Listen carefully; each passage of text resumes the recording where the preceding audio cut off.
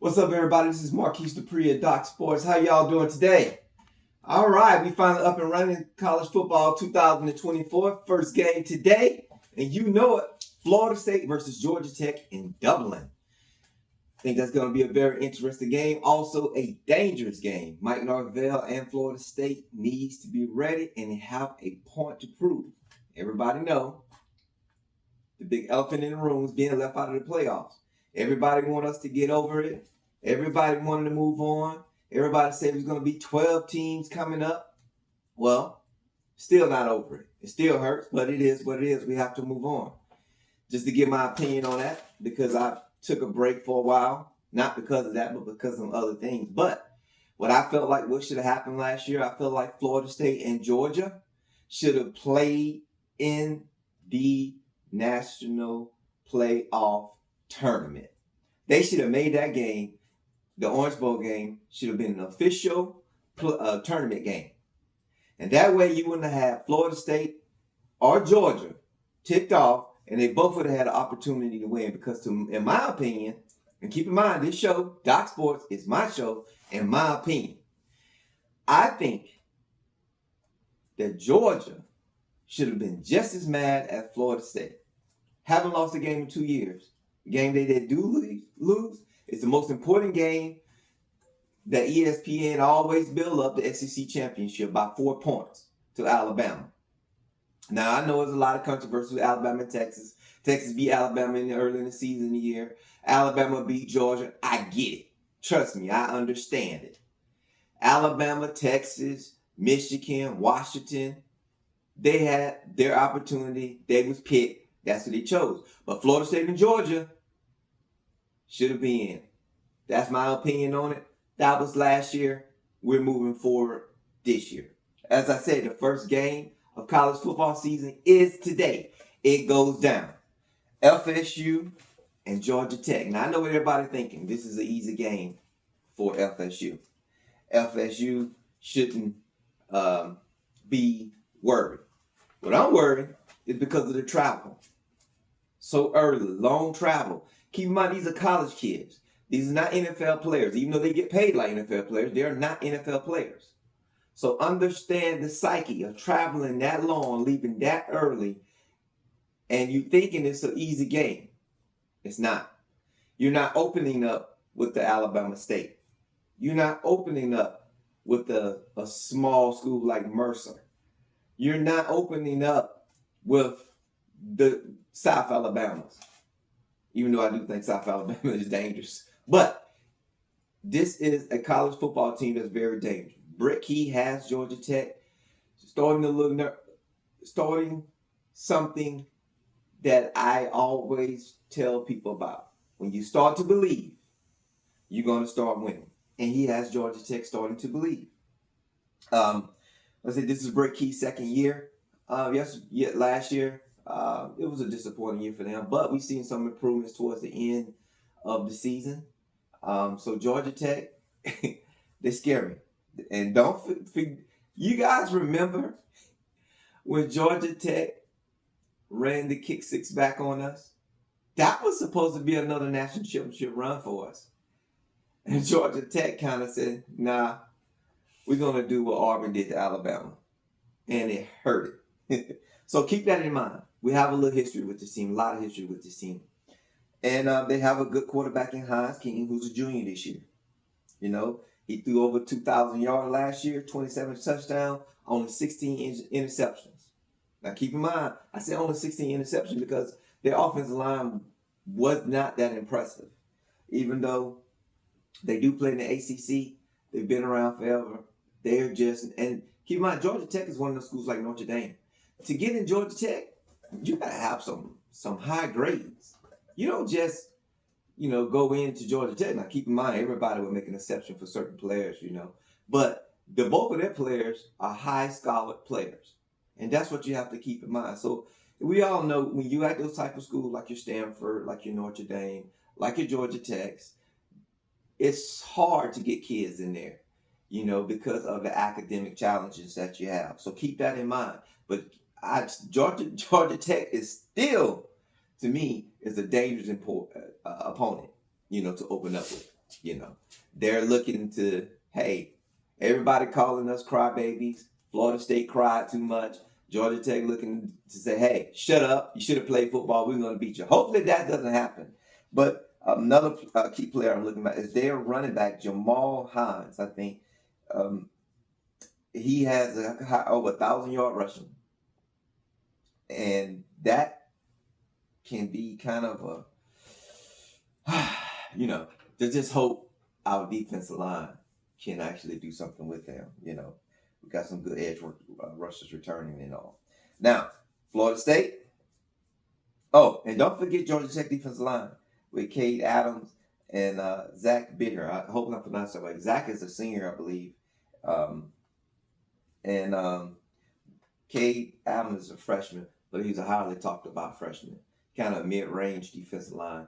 If he gets some time playing, I just kind of look for him. I don't know if he'll make a huge impact of the game, but I can tell you he's going to have a great career if he decides to stay at Georgia Tech or transfer. Keep in mind, transfer portal change everything. The team that you seen last year is not the same team from this year. Look at Florida State. Mike Norvell has been doing a great job every year with the transfer portal, but keep it real, our team has not been looking the same. Now, last year you had a lot of the same pieces came in, but for the most part, look what was brought in around those old pieces that made it special last year. I don't dislike the transfer portal. I kind of think the transfer portal should have more rules. Like I do believe if you sign an NIL deal for any school for any amount of money, you should avoid your transfer right at least for 2 years. If we're going to pay them like pros and we're going to lock them in, give them money, then we should at least lock them in. And that's for every school. If you take NIL money, you should sign a 2-year contract for that school and say, hey, I'm not going to transfer into 2 years. They paid me what I was asking for. And, just like entertainers, it's a contract. It is a contract. So let's just see how that changes going forward. But that's my opinion. Also, keep in mind, with this show here, that make this show so special, is if I'm not talking about your team or you want to know more about your team, just like, subscribe, and message me in the comments below, and I will follow up in the next session of the podcast to talk about your team. Keep in mind, this is my opinion based, but I do give fans a little bit more attention when they make comments about their team. Now, I mostly talk about Alabama teams, but Alabama don't play the next week. So because of the area I am, this is SEC country, but that's okay. They know I work for Florida State, and I respect every college football team out there.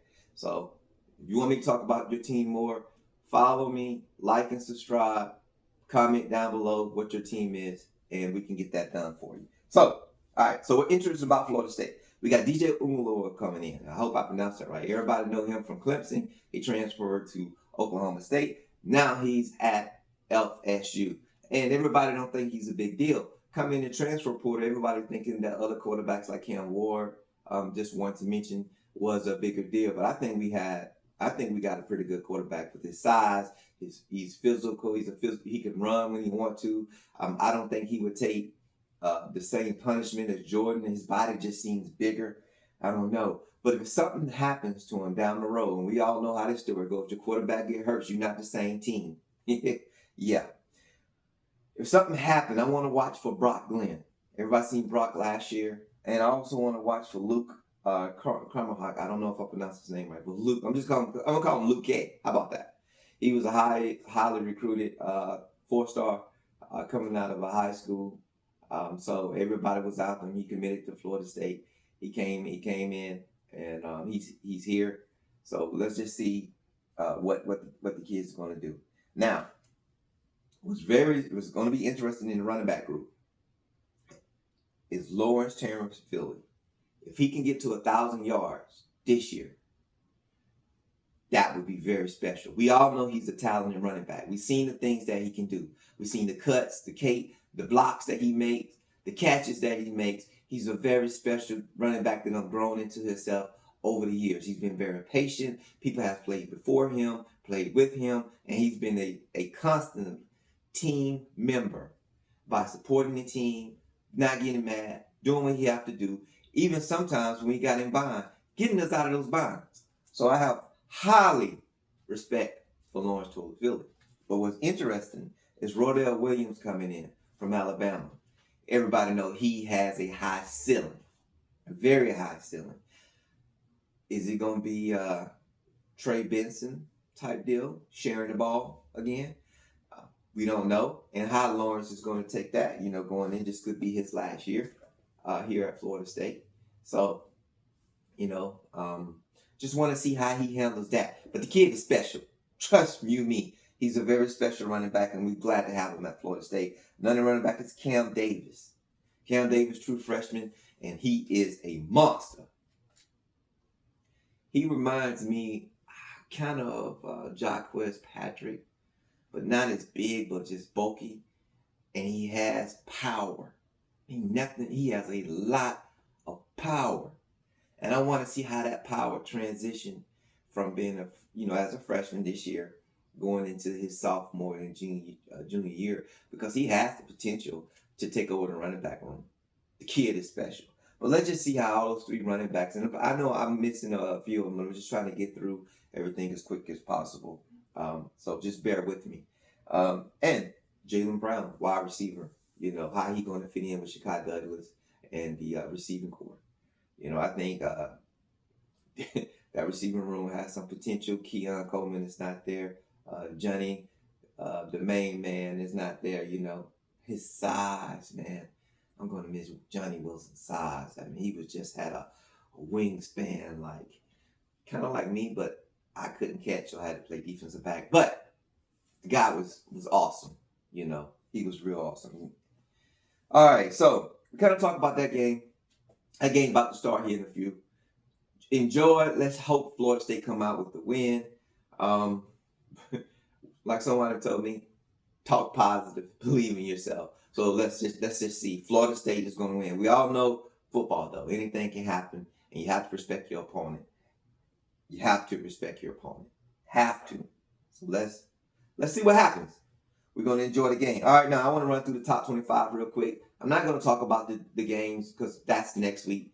I just wanted to mostly talk about the game that we had today, kind of get something back up, reintroduce everybody to the 2024 college football season, get acclimated. This year, we're still pushing, we're still growing. I'm not stopping this year. We continue to grow, and we're going to grow together. So everybody, make sure you participate. Pass the word to your friend. This is a show for your team, no matter who your team are. Now, I only do 30 minutes. I can't cover every team, but I will cover the teams with the most fans or with the most interest. Guy asked me the other day on the plane, coming back from the podcast mention, do I cover cricket? And I told him the same thing. Hey, you want me to talk about cricket?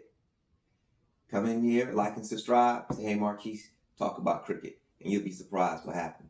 I don't know a lot about cricket, but I can learn. And to keep in mind, this is all sports. College football is just the main thing everybody is focused on. This is what we do down here, deep down south of Mobile, Alabama. So, hey, let's get it on. So let's run through the top 25. Georgia's number one. Everybody knows that. I could have told you that, coming out of last year. I kind of knew Georgia was going to be top 25 anyway. I mean, they should be. Like I say, they took a bum route. And I know everybody sit up there and they talk about, well, Florida State, they didn't look like a championship team. Well, who was hurting? But Georgia players, they did. They came through. Much respect to them. That was a hard thing to do. A very, very hard thing to do. After going through something like that, your heartbreak of your season. And so I knew that they was going to put Georgia number one. And, I knew it shouldn't have been Ohio State or anybody like that. I just kind of knew Georgia was going to be number one. Whew, you can tell I'm kind of still hurting because of the game last year, can't you? I mean, hey, we got to move past it, though. But I'm trying my best to move past All right. All right. OSU is number 2. Oregon number 3. Texas number 4. Alabama is number 5. Ole Miss. Ole Miss. You kind of forgot about Ole Miss, didn't we? But Lane Kiffin is doing Ole Miss. It's kind of interesting. It's very interesting because Ole Miss has been on the verge of winning some huge games. I had 9 and 10 win seasons, and hold on here, my computer. I just keep in mind when Mike Norvell was interviewing with the Alabama job. What was so interesting, the things that I'm hearing, that Florida State had already had Lane Kiffin up and ready to go. Already had him ready to go. So that was very, very impressive. I think I was very intrigued how that would look. Lane Kiffin could be the energy that we need, but when you have Lane Kiffin on on campus, the beautiful ladies have to how can I say, go to class and don't hang around the head coach. How about that? That's how you say it. That's how you say that. But so I know I'm kind of going off a little bit, but those are things that interest me. Well, as I say, Alabama is number 5. Ole Miss is number 6. Okay, Notre Dame number 7. I think that may be a little too high for Notre Dame. I don't know. Notre Dame can end up going 8-4 this year. Last year, they got it together. They had, I don't know. I think Notre Dame probably should win number 9. But let me just get through it, guys. Penn State is 8.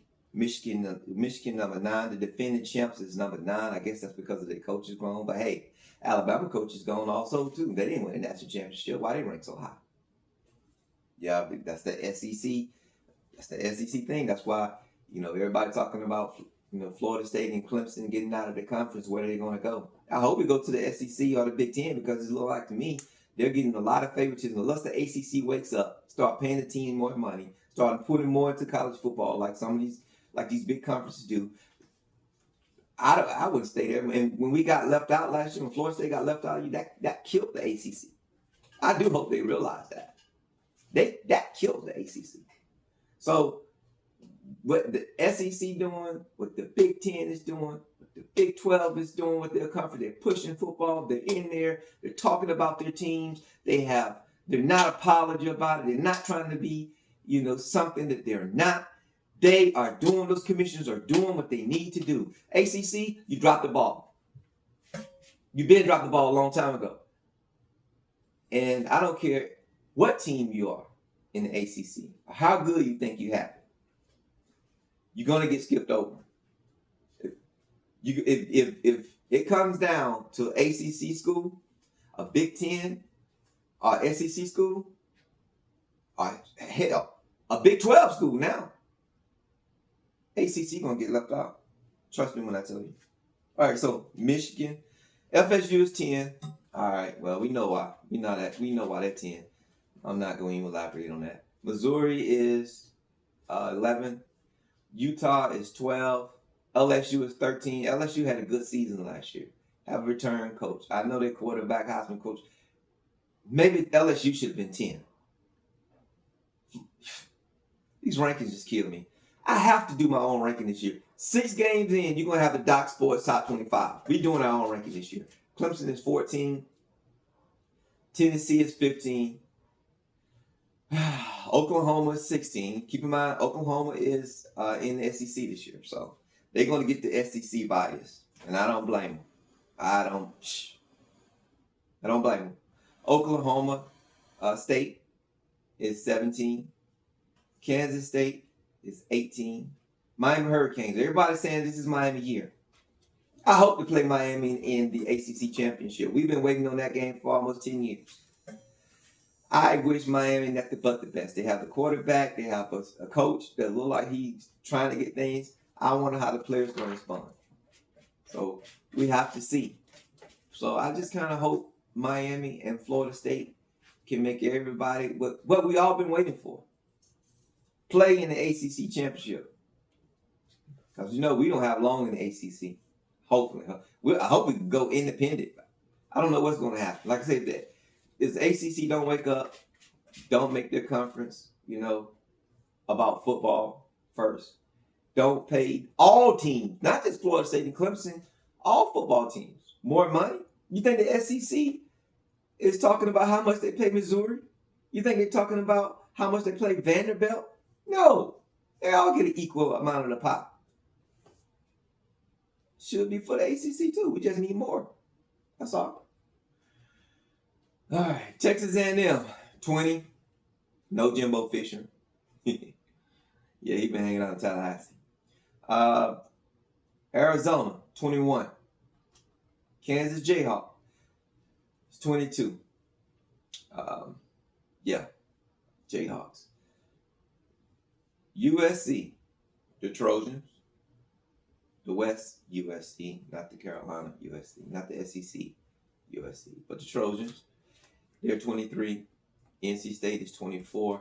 Iowa is 25. Iowa probably end up in the top 10 before it's over anyway. They always kind of, have a nice run. So maybe one day they'll get it right. My stance, and people hate me for saying this, and I talked a lot, to the sports fans this week about, how the playoff expansion is going to help. I think teams are still going to get left out with 12 teams. I think the committee is still going to get things messed up. That's why I say top 25, shorten the season, in-conference games, one out-of-big opponent team. Let's go. For the small teams that the big schools play every year to get on money, let them play us during the spring games. That's how they can make their money. We play them, come in, do the spring games. We take it easy.